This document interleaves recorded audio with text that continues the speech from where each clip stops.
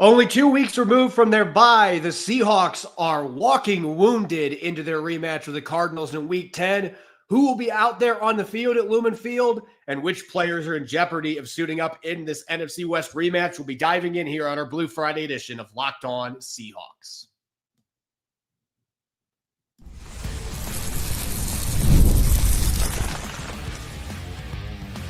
You are Locked On Seahawks, your daily Seattle Seahawks podcast, part of the Locked On Podcast Network, your team every day. Greetings, 12. This is Corbin Smith, host of the Locked On Seahawks podcast, your daily Seahawks podcast, part of the Locked On Podcast Network, your team every day. Glad to be joined here on Blue Friday by my co-host, Nick Lee, and a special thanks to each and every one of the 12s out there, whether you're tuning in from nearby Bremerton, Washington, or across the country in Champaign, Illinois. We greatly appreciate each and every one of you for making Locked On Seahawks your first listen 5 days a week. We are closing in on a Week 10 rematch, Seahawks-Cardinals at Lumen Field. Both teams with extensive injury reports coming into this game on Sunday. We're going to take a look at what that means for the Seahawks heading into this rematch, plus keys to victory, game plan on offense and defense for Mike McDonald, Clint Kubiak, and company. Picks to click, and much more. Coming your way courtesy of Game Time. Download the Game Time app, create an account, and use the code LOCKEDONNFL for $20 off your first purchase. Now for your lead story here on our Blue Friday edition of Locked On Seahawks.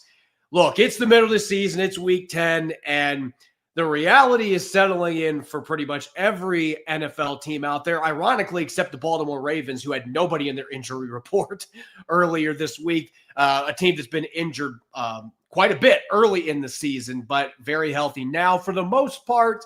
However, the attrition to the NFL season is catching up for teams. Even if you had a bye in the last couple of weeks, the Seahawks and Cardinals being proof of that as they get ready for their rematch on Sunday at Lumen Field. And Nick, it's the walking wounded for Seattle, and there's some big names that are on this list that have already been ruled out, a couple of them that are doubtful, and a couple of them that are questionable if there's any positivity. The two questionable players, Cooper Kupp and A.J. Barner, were full participants at practice today. So that seems to bode well that the Seahawks will have both of them against Arizona. But still, you've got a major attrition settling in at receiver. I think there's a good reason why Rashid Shaheed was acquired this week. Yeah, I didn't really get to do my my bid on the Rashid Shaheed trade, which I'm a huge fan of. It just made so much sense. It made so much sense not to do it, or it made too much sense to not do it. And with the Seahawks, yes, Josh Jobe out with a concussion, I think is rough, because I do think that cornerback is becoming a bit of a not a weakness or a liability, but it's one to kind of keep one eye kind of off to the side on as far as depth, things like that. And Jake Bobo, unfortunately, Drake Young said the back end of your receiver core certainly takes a hit. Cooper Kupp, you'd like to think gets in there. So yeah, even with what the Seahawks have at receiver with Shaheed in there, Kupp and Horton, of course, and JSN, I'm not crazy worried about the attrition at receiver. I am at linebacker, Ernest Jones. That's a huge loss. That's a huge bummer. And overall, basically a perfect game for the Seahawks against the Commanders. Really unfortunate that came out of it with Ernest Jones. And Tory Horton, again, another receiver. So I think this receiver, all of a sudden, it didn't feel like that at the start, but all of a sudden the Seahawks, it feels like, could shoulder a little attrition from the receiver room with the Shaheed trade. Certainly, I think that helped fuel those talks with the lack of depth otherwise. And with that, I think the biggest ones for me are Jobe with the concussion. I think that's a really big bummer for the secondary, especially as I love the shameless plug. I listen to the Heed the Call podcast. They call him Jakey Brisket, Jacoby Brissett. And he, I think, would be there's a chance that he has some opportunities there with the Seahawks down cornerbacks.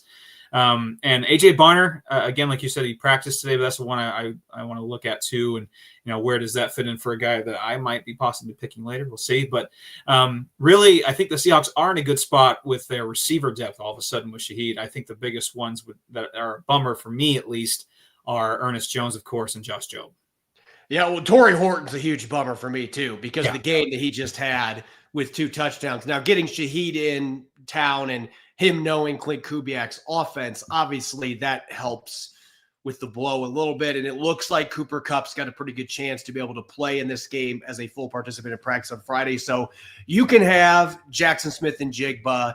You have Rashid Shaheed, probably Cooper Kupp out there. Those 3 main receivers, but then everybody else behind is banged up. So I expect we're going to see Cody White get called up. We might see Ricky White the third. I mean, they're going to be calling up at least one receiver. And if there's an injured reserve move, who knows if that could be in the cards here in the next 24 hours. They might call one of those guys up to the 53 and then call up another receiver of the practice squad. I mean, they are banged up there in terms of depth. The fact they've got some issues at the other spots. Ernest Jones not likely to play in this game is not a surprise to me. I think if we were looking at a playoff game, he's going to gut it out. He's going to play in this game. Or if it was to get in the playoffs, I think Ernest Jones would try to gut it out. But I think Mike McDonald has enough confidence in Drake Thomas and Tyrese Knight. Tyrese Knight played great the other day when he checked in for Ernest Jones. And he's a guy that's got a lot of starting experience. He started 10 games last year. So I think Mike McDonald feels like he can start those 2 players in this game. Nick Emanwari can play some linebacker for you if you need him to, especially in your nickel and dime sets.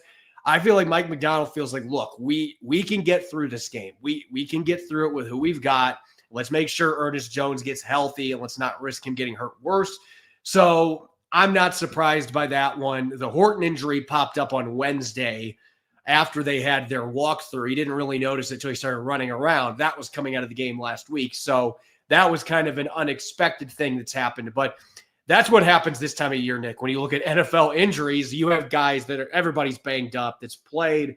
The Job injury does make me wonder if we are going to see the Seahawks go with a pivot where Devin Witherspoon is pretty much exclusively playing on the boundary and Reek Woolen starting across from him, and Nick Emanwari is the main slot. And we saw Emanwari do that a couple games before Witherspoon came back, and he played really well. So I wouldn't be surprised if that's what they end up doing rather than throwing Darion Kendrick or one of those other corners in at the other outside corner spot. And maybe they'll do that for a few plays when they have Witherspoon slid inside. But I would think the best 11 they can put out there right now would be Devin Witherspoon and Reek Woolen on the outside and Nick Emanwari playing that slot position. And this is why they prioritize versatility and athleticism, because you can put guys in different spots. Spoon, of course, was highly coveted out of Illinois, and you were right on it when the Seahawks picked him, because he can just pretty much do anything you want as a defensive back. And this is coming to fruition. And Nick Emanwari, basically the same thing. He's just an absolute Avenger or Decepticon or whatever he is. And also Free Truth in the live chat brings up an interesting point too. Is I hate to do this because it's the NFL. Any given Sunday, we just watched the Cardinals beat the Cowboys. But if there is any shrivel of doubt about Ernest Jones in his long term, where if he risks playing in this game, it maybe unfortunately does something worse down the road. Is this a game where you can maybe protect him a little bit ahead of like the Rams and things like that down the stretch? That's a dangerous line of thought, I know, in the NFL, or especially inside the division. But it's a reality. I mean, it is. Like, teams have to make decisions off that sometimes. Absolutely. And I think this is a game where you could do that because the Seahawks are a touchdown favorite. They're at home. So if you had to pick a game in the schedule in the next little bit where you could maybe protect a guy who is at 65% and you'd like him at 80%, you don't want to risk, this long-term injury, this is probably a game where you can pick that spot, because as the season grows, those spots become less and less frequent. Yeah, that's a really good point. And I'll also add to this, there could be 4 players listed as out, but Christian Haynes is not on the roster yet. So he's technically not ruled out in that sense. They just had him listed out, meaning we're not activating him this week. So he's now 2 weeks into his window. They have one more week after this to make a decision on what they're going to do with Christian Haynes. And with all the injuries they've got, I would think they're going to be able to find a spot for him to help with the offensive line depth. But that makes it, you got 4 guys that practiced or didn't practice this week that are ruled out. You've got a couple doubtfuls, a couple questionables. certainly a lengthy injury report, but the Cardinals are in the same boat. Will Johnson, who I thought was going to be able to make it back this week, he's out with back hip injury, so he's going to miss both games against the Seahawks this year. Max Melton's got a concussion, so 2 corners down in the secondary. Suddenly, a group that's been playing really well for Arizona, that's looking pretty thin for them.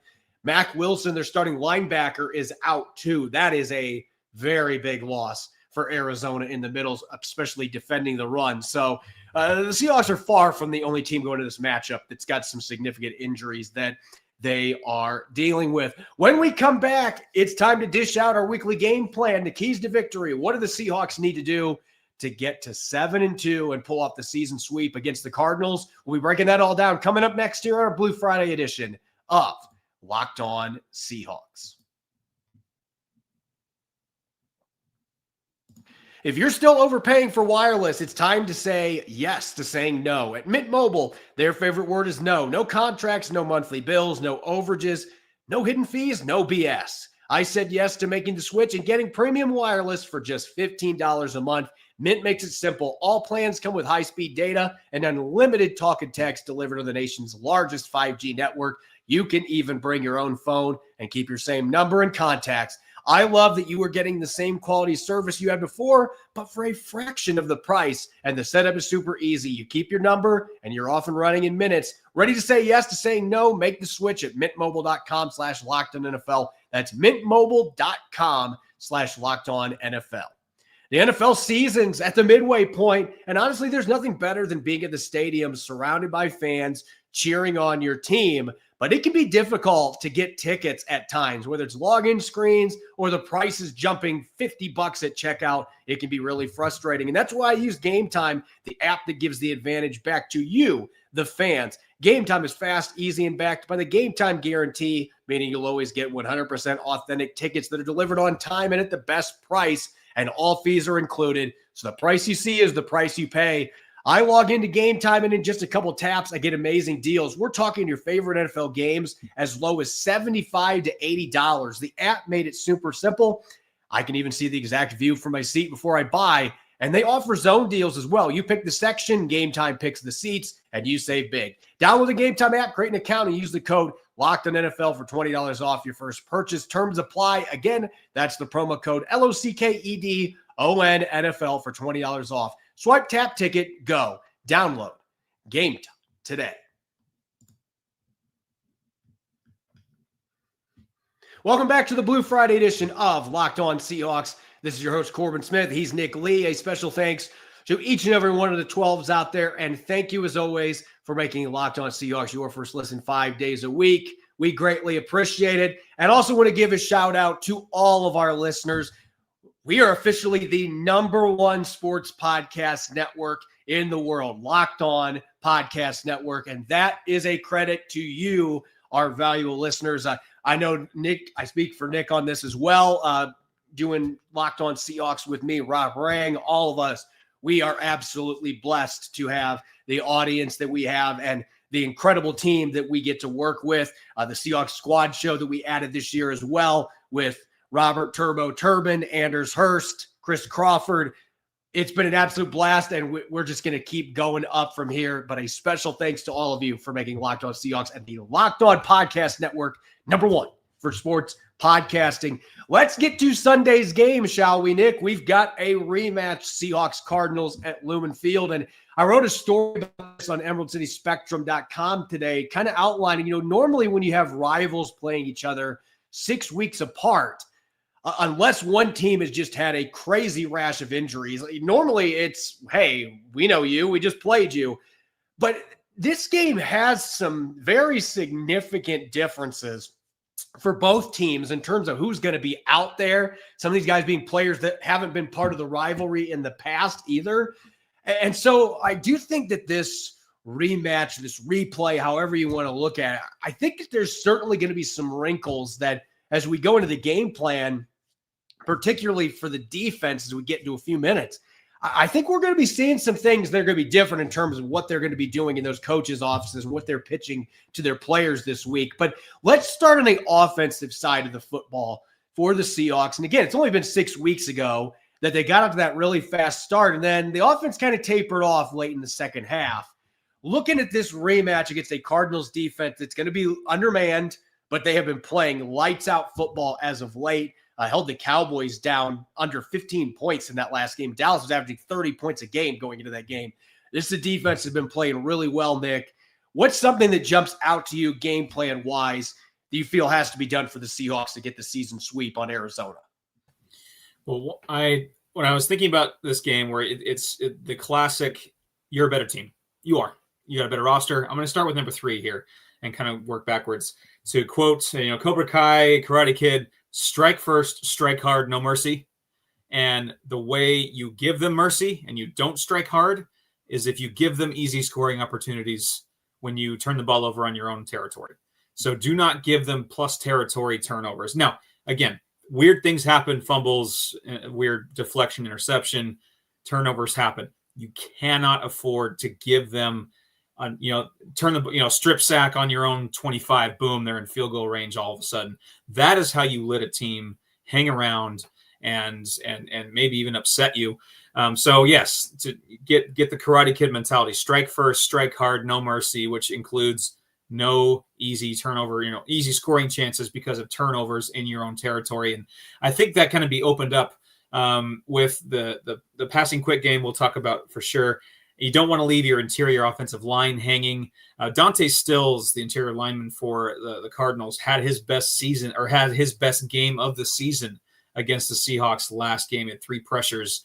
And it can also be a way to replace the run game a little bit if the run game still isn't getting quite on track. So emphasizing those, and it's really hard to get a pass rush if Sam Darnold, who's getting really good at this, just gets the ball out in time. And you want to stretch out the offense as well, or stretch out the defense, I should say, with your offense. And I was looking, one of my favorite things, I mentioned this a few weeks ago, one of my favorite things to look at with Pro Football Focus. I know the grades are a bit, under scrutiny, and there's some on each side debates, but I like the rushing direction and the rushing totals in each direction. Yep. And I think there's a certain location and certain, part of the field I think the Seahawks can really take advantage of, and it's certainly not in the interior. Yeah, no, it's interesting, though, because you go back in that first matchup and middle of the game, the Seahawks were able to start getting their run game going a little bit between the tackles. They had some success doing that, and I do wonder how much Mack Wilson being out is going to impact that for Arizona, too, at the second level. At the same time, that quick passing game is going to be crucial here because of that interior defensive line that, oh, by the way, just added Walter Nolan, who has the ability to be a game wrecker with his athleticism, his penetrating ability. Dallas figured that out in his NFL debut last week. He'd been injured all year. So they added him to a group that's already got Calais Campbell, Darius Robinson, and Dalvin Tomlinson. So that worries me in this game in the perspective of trying to have any time for Sam Darnold to get some of those downfield throws. And I'm not saying that the downfield plays aren't going to eventually be there, especially with the corner injuries that the Cardinals have. There may be opportunities there, but I do worry about the interior offensive line. If you get in a position where you're getting too many of those long developing plays, are they going to be able to hold up enough against that defensive line to keep Sam Darnold clean? So I think the quick passing game and being able to stretch Arizona out vertically, especially with the injuries they've got at corner, I think you can get some of that outside perimeter running game going like you did against the Commanders our last game. I think you can get that perimeter run game going some. And I think this is where somebody like Rashid Shaheed can be a difference maker too. In the jet sweep end around game, Clint Kubiak loved doing that with him in New Orleans, the bubble screens, tunnel screens. I expect they're going to find some quick ways to get the football into their new playmakers' hands and try to quickly get the ball out in space so they can see if they can try to loosen up the middle of Arizona's defense some and get that run game going there in the interior. I think if the Seahawks can do that, it's going to open everything else up in the offense. So that extension of the run game with wide receiver runs, bubble screens, things like that, I'm expecting Clint Kubiak is going to have those in his bag ready to pull them out in this game against Jonathan Gannon's defense, which can be a pretty aggressive one sending the blitz as well. You get the right timing on those screens, you can have some chunk plays potentially come out of them. Now let's go to the defensive side of the ball. This is where I really feel like the differences are going to be felt, and it starts with the quarterback position because Jacoby Brissett, I've seen some of our listeners call him a statue. I don't agree with that. He's not somebody that is going to be standing in the pocket and can't move. He has a little bit of mobility, but he's obviously not Kyler Murray. They're not going to be running designed QB runs. They're not going to be doing a lot of bootlegs with him, and he's going to prefer to stay in the pocket and read the defense and get the football out. And he likes to take his shots in the intermediate to deep area of the middle of the field, which is something Kyler Murray just does not do typically. So that really changes the way that this game operates for the Seahawks defensively. You're still playing the same formation, same scheme, but the way the play calls are going to come in and the type of plays are going to run out of that playbook, it's going to be presenting new challenges for you because it's just a different style quarterback. Yeah, I was just looking through Jacoby Brissett's numbers, and fun trivia question. If you've already mentioned this, Corbin, I'm sorry. I'm still catching up. But with who is the all-time leader in interception rate, as in the lowest amount of interceptions among all the total passing attempts in their career? The answer, number 2 is Aaron Rodgers. Number 1 is Jacoby Brissett. He's the current all-time leader. If you fudge, the minimum pass attempts, he does take care of football to a certain extent. And in order to kind of what you're going to want to do is fluster him and basically put the game all on his shoulders, and cannot let the Cardinals get the run game going, which the Seahawks have done a pretty good job at. Got to bottle up DeMercado. The Seahawks are 4-1 when allowing less than 85 rushing yards. I think it was 89 was the number that Cardinals got last game. And also, we were chatting before this, and I was like, you can't let Jacoby Brissett with Marvin Harrison and Trey McBride sit there and discuss, all say at the same time their favorite dinosaur, and they all become best friends, like in Step Brothers. You can't let them just become best friends. You can't give them too much room for activities, man. No, you can't do that. You can't let them become best friends because, as you saw in the game against Dallas, McBride and Harrison were the heaviest targeted pass catchers for Arizona. So you can't let them all sit there and name things simultaneously that they all love at the same time and become best friends, because that is the backup quarterback's dream, right? Is just their top pass catchers have an automatic rapport, and it makes life really difficult for the defense. So you can't let that happen. And also just mixing and matching with your looks, with Jacoby Brissett, he's a backup quarterback for a reason. He is not one of the best quarterbacks in the league. I also think that he does some things. I don't want to go crazy, but he does some things better than Kyler Murray. He just does. And I don't have a huge opinion. I think he does Murray. More things better than Kyler Murray than vice versa. I do. Yeah. I said this to our Locked On Cardinals host on Thursday, Nick, and I'm sure you've listened to the show, but yeah.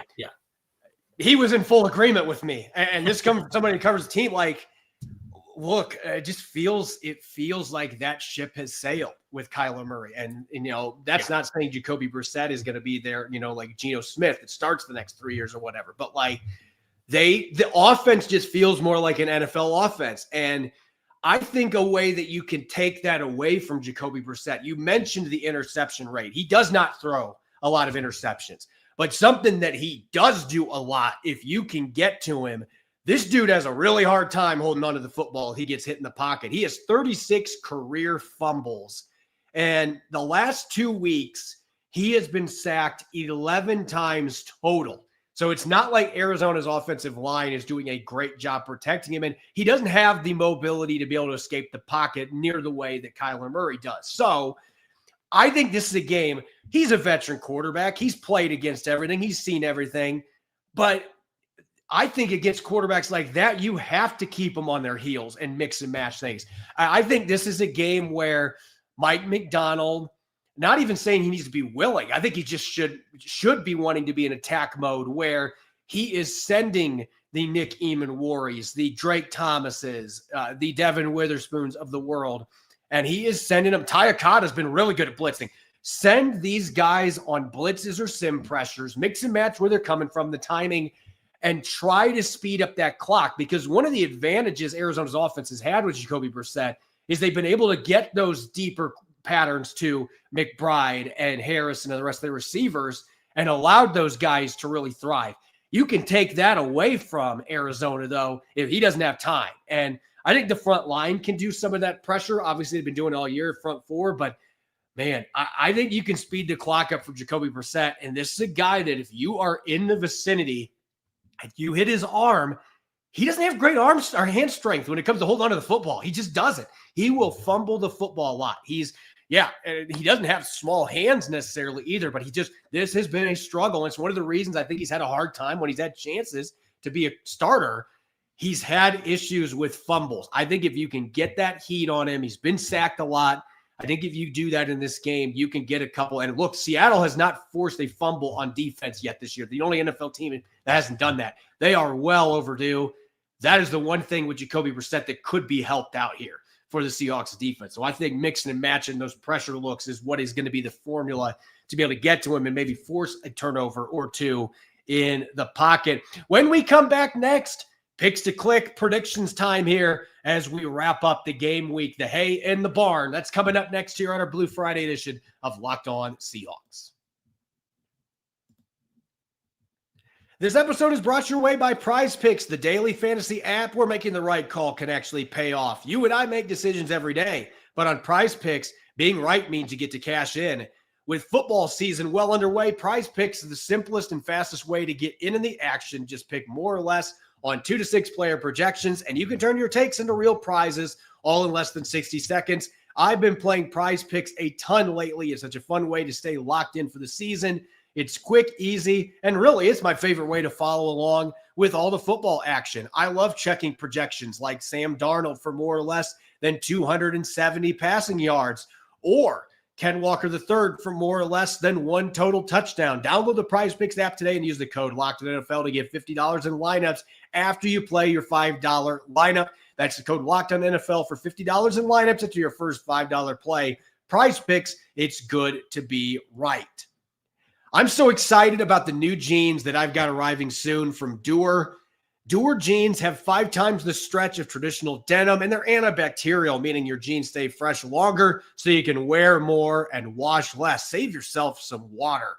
And made with Cool Max that regulates your body temperature and keeps moisture away. Duer combines classic jeans wear style with the kind of comfort and performance you get from athletic wear. It's really the best of both worlds. You get to look great and stay comfortable all day, no matter what you're doing. Simply put, Duer makes the world's most comfortable pants without having to sacrifice style. Get a pair for yourself or as an amazing holiday gift. Go now to shopduer.com/LockedOnSeattle. You'll get 15% off your first order. That's shopduer.com/LockedOnSeattle for 15% off. Welcome back to the Blue Friday edition of Locked On Seahawks. This is your host, Corbin Smith. Glad to be joined on our Blue Friday show by my co-host, Nick Lee. And a special thanks to all the 12s tuning in. Thank you, as always, for making Locked On Seahawks your first listen 5 days a week. We greatly appreciate it. Seahawks Cardinals round 2 coming up at Lumen Field on Sunday. Seattle looking to pull off the season sweep for the second time under Mike McDonald. They've had a lot of success against Arizona. Of course, these divisional games are always a dogfight. So with that being said, we've got the keys to victory in the bag. We've talked injuries. Let's get to our picks to click. And this is a fascinating one when we look at the offensive side of things, Nick, because there's so many offensive skill players that were on the injury report at the end of this week. There was, and I had my eye on one that might affect the other. Even if A.J. Barney doesn't or plays, I do think this is an opportunity for Elijah Arroyo. And with that, he's coming off a really nice game with a touchdown. He's coming off of, that it's like almost triple coverage, and it seemed like he was the only one that knew where the ball was going. And it was a beautiful throw from Sam. And so Arroyo kind of building up steam, 7 total targets in his last 2 games. I imagine he can get, 3 or 4 or 5 in this game, especially if Barner doesn't play or if he's limited. So he's showing that athleticism. He's showing that versatility. There's a lot of weapons all of a sudden, even with the injuries that the Seahawks have. So give me Elijah Arroyo. Give me a first down catch and maybe sneaks in the end zone, the red zone. The Seahawks look to him in a 3rd and goal from like the 9-yard line. He makes a nice play for a touchdown for the 2nd straight game. And I'm going to go, some are going to say this is a low-hanging fruit. Some are going to say this is really risky. The dude he literally just put on a Seahawks practice jersey for the first time 5 minutes ago. But, you look at the injury situation for the Seahawks, this is not a case where, we're going to just kind of ease Rashid Shaheed into action. Like, no, you're throwing him in full force, and he's going to get a ton of offensive snaps. And oh, by the way, if Tory Horton's not playing, guess who's returning punts for you? A former first-team All-Pro punt returner in Rashid Shaheed. I am going to go bold here with my picks to click. I think Shaheed gets to 75 receiving yards in his debut, and I think he scores a touchdown, but it's going to be as a punt returner. I think Seattle has 2 different punt returners return touchdowns this year. I don't know why. I had kind of this epiphany this morning when I saw that news. Like, I'm visualizing this kid saying, hey, 12s, I'm here, while sprinting past Arizona's punt coverage, which has been one of the weaker in the National Football League this year. This is a game that I think that we could see Rashid Shaheed make an impact both on offense, special teams. So I'm going with him as pick to click. No pressure in your first game as a Seahawk. Let's go to the defensive side of the ball now. More players in the lineup than not on this side of the ball. There's obviously some significant injuries like Ernest Jones, but plenty of names to choose from in a familiar matchup, albeit against a much different style offense with Jacoby Brissett running the show. Given how I think Jacoby Brissett will try to attack this defense, I think this is an opportunity for Kobe Bryant. Some of this could be, to quote Deadpool, an educated wish. I know he had an interception in the game in Arizona, but technically by Pro Football Focus standards, that was his worst game, worst graded game. He had some maybe missed assignments and things, but this is a chance at the end of it too. So that too. I was trying to avoid that part, but yes. So this is kind of a little bit of a redemption game in that sense for Kobe Bryant. So I think he can make some plays, and especially with how Brissett will attack the defense a little differently, I think, than Kyler Murray did. I'm calling for him to have a great game. He's also coming off of his best game graded against the Commanders. So I say in this game, he gets a pass broken up and a nice tackle for loss in a big spot for Kobe Bryant. Yeah, that's a good call. I actually considered Bryant here because if Kyler Murray was playing, I might have picked him because he has been Kyler Murray's daddy. He had a pick 6 against him last year in Seattle. He had that interception in the last game, albeit with a fumble when Tyrese Knight blasted him.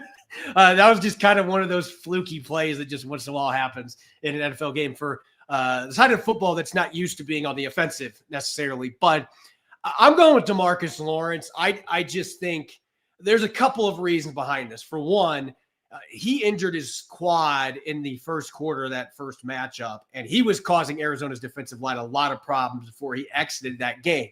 And that was against the mobile quarterback.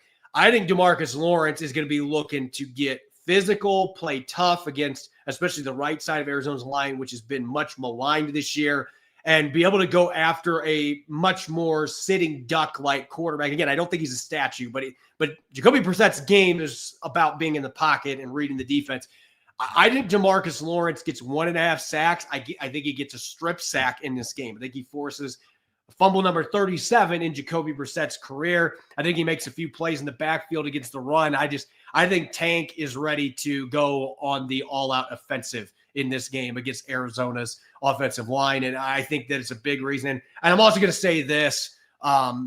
He was formerly a teammate of Marshawn Nealand, who passed away yesterday.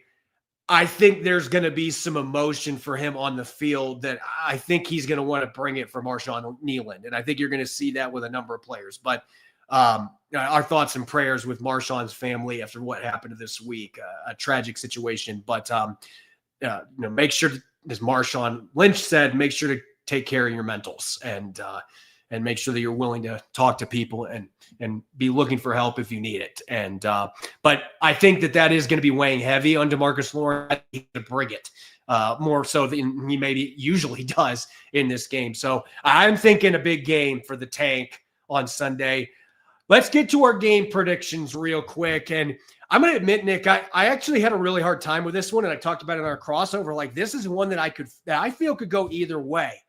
However, my mind, I want to get your thoughts on this. My mind now is leaning much heavier towards the home team because the injury report, because to me, I think that Arizona's got more impact guys that are going to be out this game for what they do than what the Seahawks do. Yeah, this is kind of a tough game to put your finger on. And I do like what Sea Salt's selling there in the live chat about how the Cowboys, yes, the Cardinals put up 27 points on them, but you know who's terrible at defense? The Dallas Cowboys. But they also sacked him 5 times. So I like that. I like that the Seahawks obviously have a bit more talent on their defense right now than Dallas does. And so you'd like to think they can get to him. I do respect Jacoby Brissett more in certain areas, like I mentioned, than Kyler Murray running this offense. I do think that there'll be some play that he'll make some plays. He's just a vet. He's a solid vet. And I don't think the defense is going to let the Cardinals get away with a ton. I think that maybe Brissett might land a couple punches.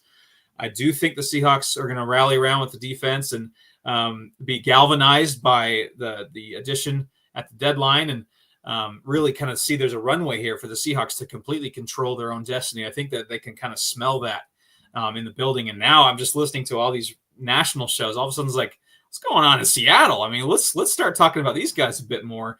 And I think that this is a game where the Seahawks take care of business. And it's going to be 24-13. The Seahawks take control.